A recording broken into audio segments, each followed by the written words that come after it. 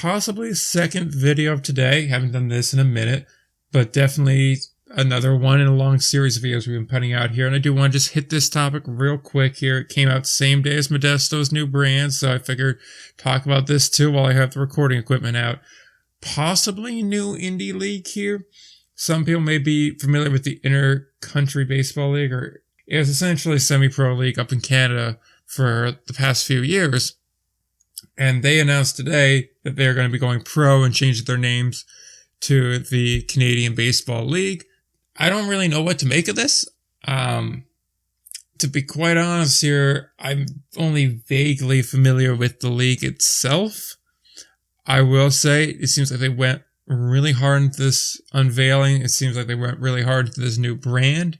I am very curious to see what the economics look like.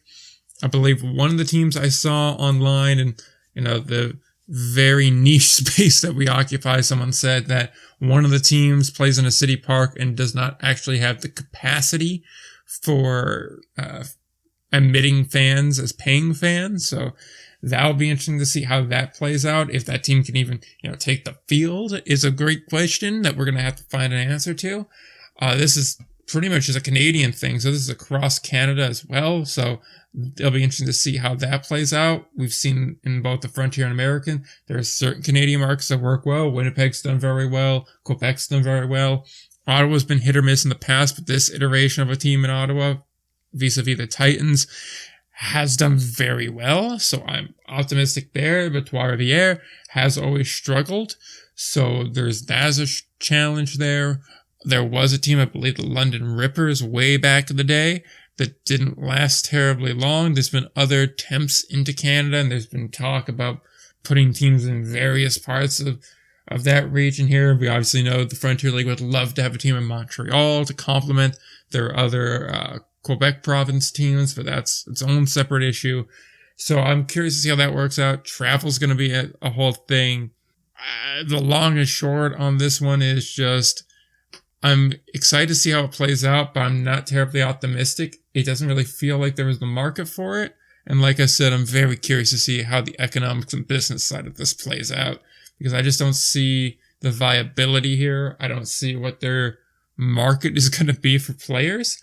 And I'm curious to know what their salaries and everything are going to be. So hopefully we get a little bit more clarity. Maybe we could get someone from that league on the pod to talk about it, because this could either be basically Canadian Mavericks League, or it could wind up being kind of a fun thing that adds some depth to the lower levels of indie ball. Because if you listen to the pod, you'll know me and Ryan have said over and over and over again, the reason why we're so deeply concerned about the Pioneer League is they serve an important niche of getting guys into indie ball, getting them reps, getting them experience, so that way either they'll get signed, hopefully, or they'll move up the system into the Frontier League and eventually the American and Atlantic leagues as well. So I'm curious to see how it all shakes out.